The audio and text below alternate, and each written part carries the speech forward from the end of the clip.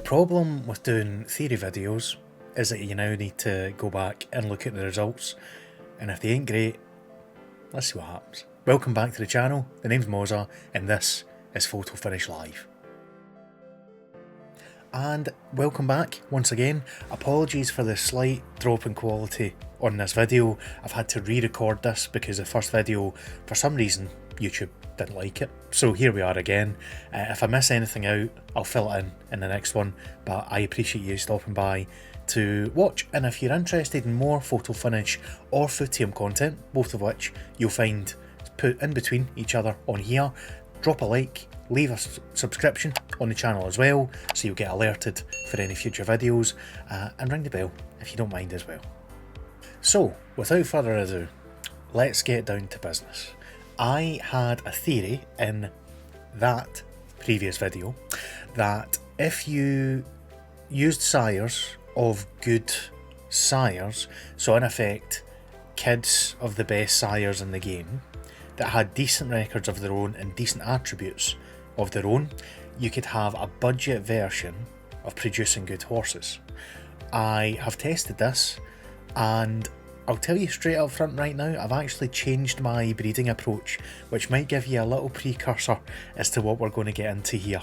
I've changed it quite significantly, but before we get into the nuts and bolts of what I've found in breeding, the positives and the negatives in terms of the experience I've had, I'll leave one major finding out there for you. I don't recommend breeding for small stables, and there's a reason for that.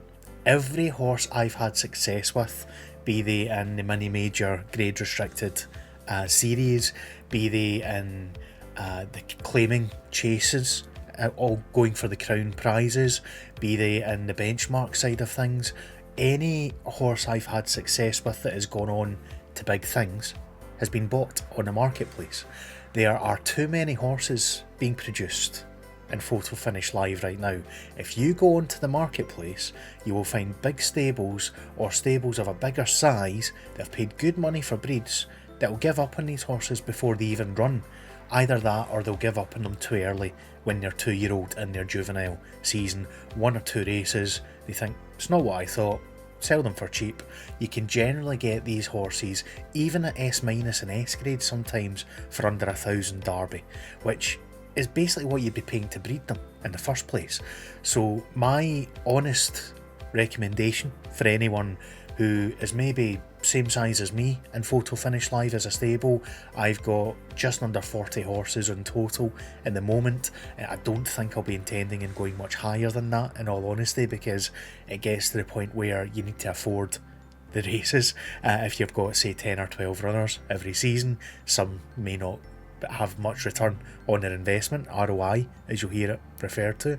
So yep, straight out in the open, straight away, I do not recommend breeding, and that'll be another video in terms of how to pick out the talented horses in the marketplace, which I've grown quite astute at. It's not an exact science, but if you follow certain guidelines, you'll generally end up doing well, as long as you can pick the race as well. So let's talk results. Breeding up to this season has been slightly different. There has just been a tweak that I'll inform you of in case you're not already aware. So up until this season, you could have an in-house breed. So if you own the sire and the mare, the male horse and the female horse, and it would cost you $800 Derby, $10, 10 US dollars, as essentially a lottery ticket. It doesn't cost that much to do it. You've got a chance to either have something good or something bad or something in between. Either way, you can have a go and it's not going to break the bank. At least that's the logic. You shouldn't see it as a $10 lottery ticket, because you need to factor in the cost of discovery, which is 3 or 4 races that you're going to put that horse into that may cost an additional $10, $25 to $30 total, including the breeding cost, I would say, to see if it's any good. You need to see what distance it's good at, you need to see what conditions it's good at, you need to give it a chance. If, like a lot of my horses have been, it's rubbish and it doesn't come top free, it doesn't come in the money, that money's gone, and you're not going to be able to sell a terrible horse. So you need to then throw it into claimers and hope it does something, or wait till it turns 3 years old and hope it kicks on after its juvenile year, which can happen. It's not an exact science. So first things first, consider that. If you are going to breed externally, the cost up till this point was at its cheapest 4,800 Derby. So it was a difference between a $10 lottery ticket and a $60 lottery ticket with better odds, essentially. The breeding changes have now changed that totally. So it now costs 1,000 Derby, a little bit more, to do those in-house breeds. And it now costs 4,000 Derby minimum to do the external breeds.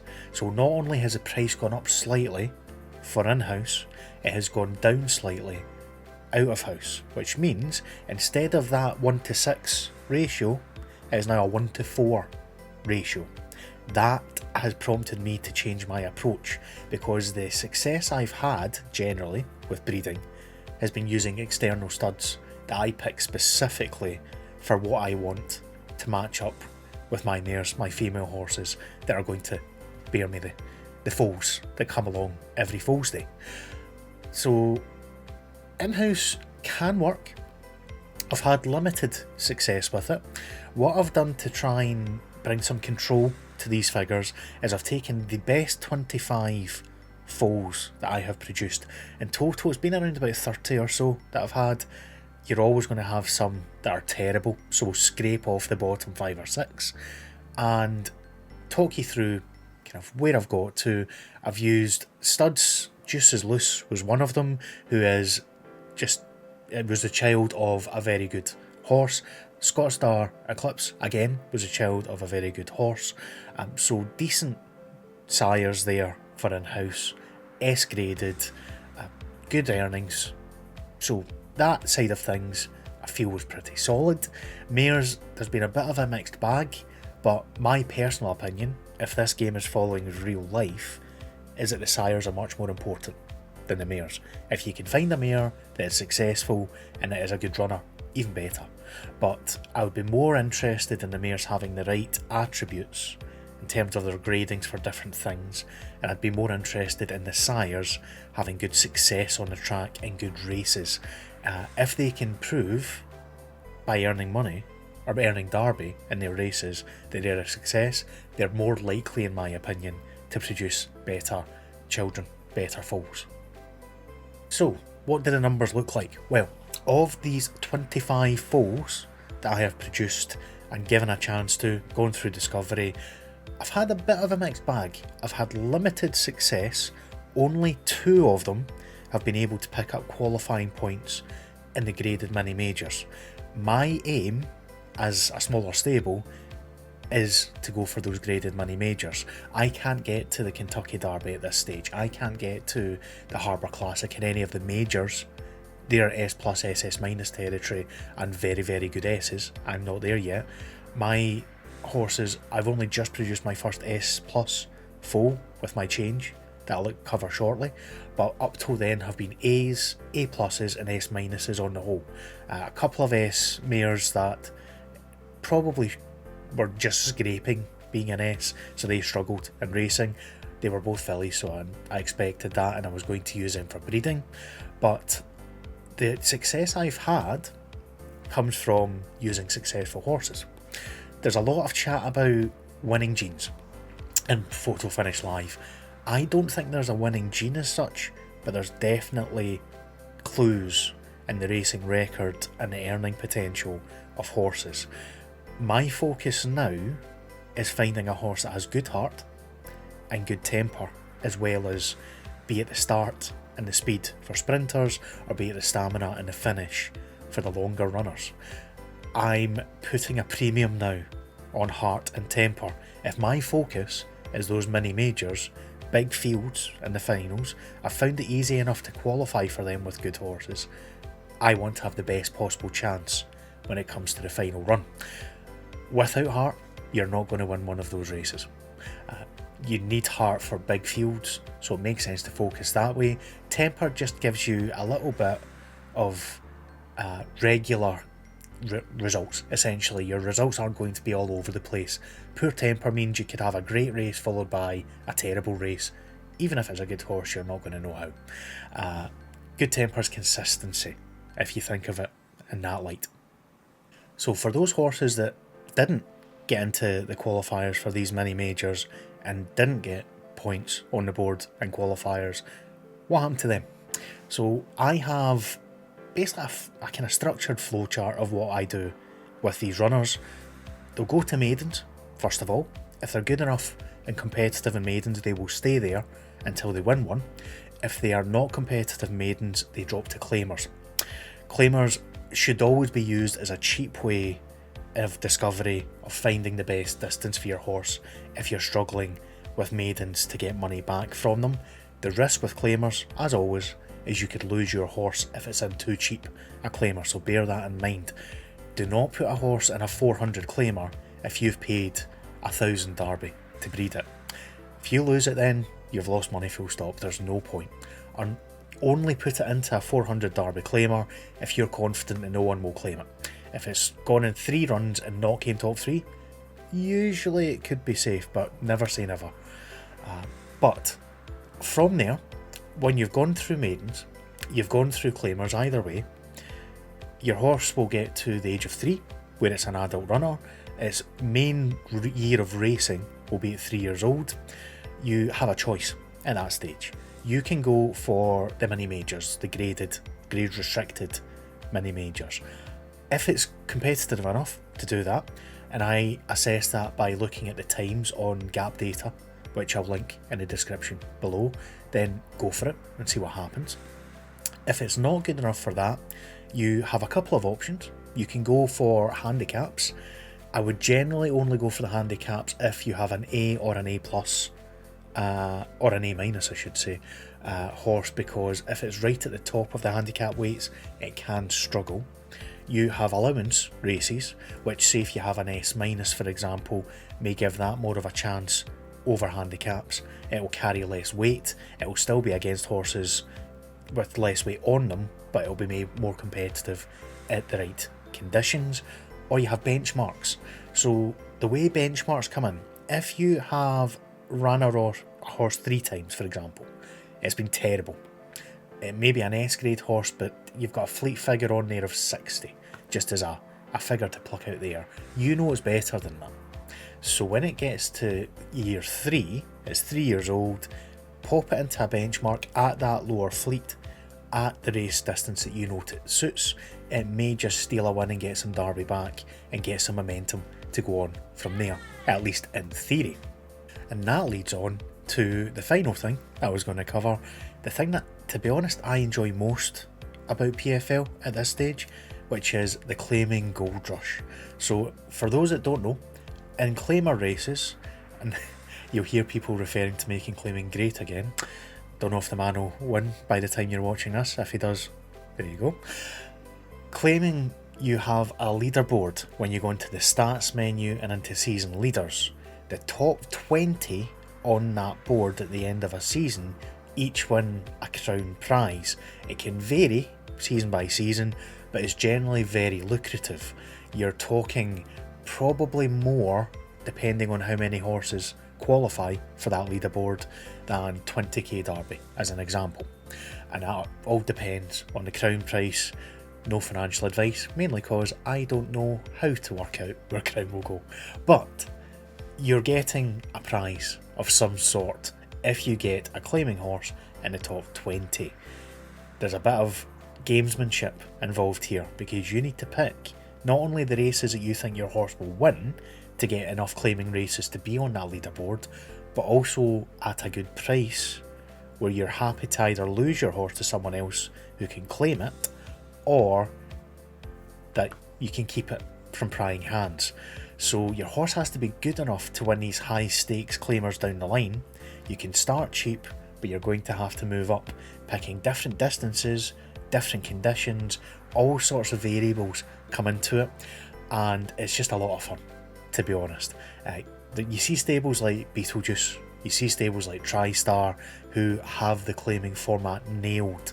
When you look at the leaderboard, have a look at some of the horses they currently have in that top 20 and look where they've came from and what they've claimed them at. Often they'll claim horses at 1.2k for example, and they'll leave at 7.5k after another win or two. There are ways to win not just by being on that leaderboard at the end. If you claim at the right level and you get your horse claimed at the right level, you can make a nice little earner in Derby as well. So there's multiple ways to play, and it's a perfect environment for someone on lower stakes to try and pick up a horse cheap, either by claiming or on the marketplace. Give them a chance at a lower competitive level generally, because the higher competitive levels will take the better horses qualifying for the big races until say the last week for example, where it gets a little bit more interesting in the claimers, and it lets you play at lower stakes, learn the game, make a little dime or two if you're good at it, and generally just have loads of fun. It's very tactical, which I think is why I like it, and being a person that comes from sports management games, Football Manager obviously being the main one, and Footium that we'll cover this week as well on the channel. But can't recommend the claimers enough. Even if you're not getting involved in the breeding side, pick them up either claiming or in the marketplace and go. The horses you have bred, just to round that off, that are not good enough for what we've covered, be the stakes races, be the handicaps, the allowances, the benchmarks, before you throw them away to pasture, give them a chance in the claimers. Sometimes little just bursts of goodness can come from there. I'll give you an example. Chocolat Show, who you'll find, it probably still will be with me when this video goes out, it could be claimed, was useless. Absolutely useless for me when it came through at 2 years old. Tried to sell it for 100 Derby, I think it was. Nobody took it. Put it into claimers when it turned 3, won a race, won a second race, started being competitive at that level. If I play my cards right, it'll probably get claimed at say 1.2 or 1.6k if it keeps doing well. If not, no harm no foul, I've made some Derby back from its success on the racetrack. There's always a way to salvage a horse with a bit of talent. If it's a terrible horse, there's no salvaging and you just need to cut your losses while you're ahead. If it can't do anything at claiming level after failing at other levels, it's time to go. As long as you know when to say enough is enough, and you know when to give a horse another chance. If you see a spark of life, a good fleet figure there, something it's not had a chance to do, always give it that little chance. However, do it at the right price point, which is where claimers are perfect. Generally the cheapest races to enter and photo finish live, and you can also lose your horse, but lose it at a price that you know going in you're more than happy to accept if it goes that you're ready to let it go. And that basically sums up what I wanted to cover in this video. Sorry it's been a little bit last minute haphazard just with the issues I've had with YouTube. I did have a total video already covering this made and it failed and I have no idea why, so forgive me for that. This is on a webcam rather than the proper camera as well. We'll be back to full quality from next week onwards, but I hope you've enjoyed it regardless. I encourage you to pop your thoughts down below on breeding as well. Just to round things off, my new breeding strategy is simple. Very little quality over quantity. While I've recommended that small stables don't breed, I kind of can't resist. That's my character, I'm a little bit degen. So I will continue to have a few breeds here and there. I now have some very high quality fillies who have good finishes in majors, for example, in there.